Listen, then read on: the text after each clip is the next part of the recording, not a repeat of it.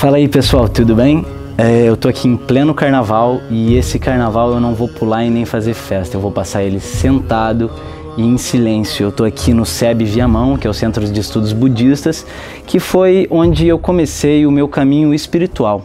E apesar de eu seguir os ritos budistas, de eu fazer as orações budistas, as meditações budistas, hoje eu não me considero budista. Porque quando eu digo que sou alguma coisa, eu anulo todas as outras possibilidades daquilo que eu poderia ser.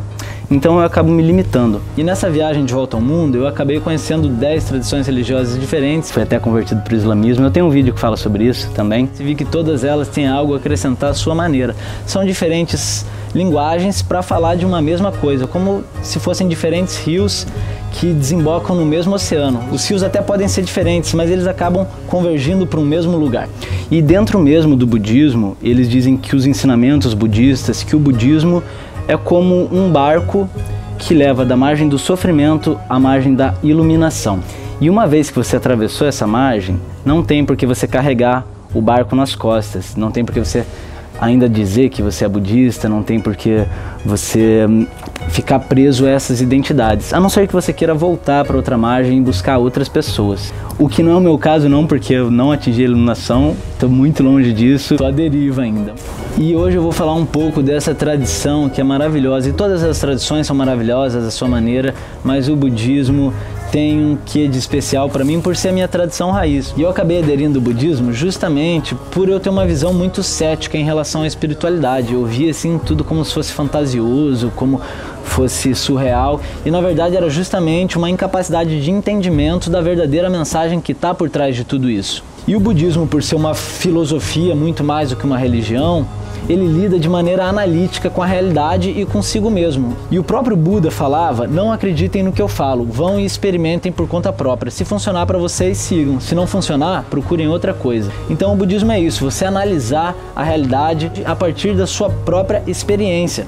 E a gente tende a olhar para a realidade como se fosse uma coisa rígida, uma coisa fixa. Por exemplo, a gente olha para esse templo e a gente vê isso como se fosse um templo. Mas se a gente parar para analisar, onde está o templo, né?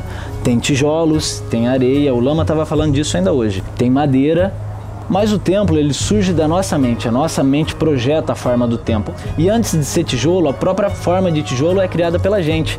É a argila, são coisas que não tem nem nome, que a gente atribui nome, são coisas que simplesmente são. E aí quando você começa a ter essa visão mais profunda e de entender que você cria as formas da realidade ao seu redor, isso gera um grau de liberdade muito grande, porque você pode redesenhar a realidade de maneiras positivas. Como por exemplo, você passa por uma situação aparentemente negativa, você pode ficar reclamando daquilo. Se você achar que não tem saída, que as coisas são daquele jeito, você está preso, você está refém. Agora, se você tem um olhar livre de permitir redesenhar a forma aparente daquilo, você pode usar situações aparentemente negativas para brotar algo positivo. Um fim de um relacionamento pode ser um começo, uma demissão pode ser uma oportunidade de redescobrir a si próprio. É como se nós fôssemos os autores da nossa história e nós estivéssemos escrevendo o livro e nós criamos vários personagens ao longo da nossa vida com vários nomes e várias características particulares, e a gente acabasse se confundindo com esses personagens e ficando preso a histórias que nós mesmos contamos, esquecendo que nós somos os autores e que nós somos livres para redesenhar histórias totalmente diferentes, positivas, novas, se reinventar. E cara, isso é maravilhoso, isso é liberdade. E o budismo é uma tradição maravilhosa, mas não é a única tradição. Eu tenho um carinho especial pelo budismo porque é a minha tradição raiz, foi por onde eu despertei a minha espiritualidade, através do mestre Paris, que me apresentou o Lama Padma Santen, que é esse mestre maravilhoso, e através deles eu cheguei ao Dalai Lama, que tive a oportunidade de encontrar em Dharamsala, que é o patrono do budismo tibetano.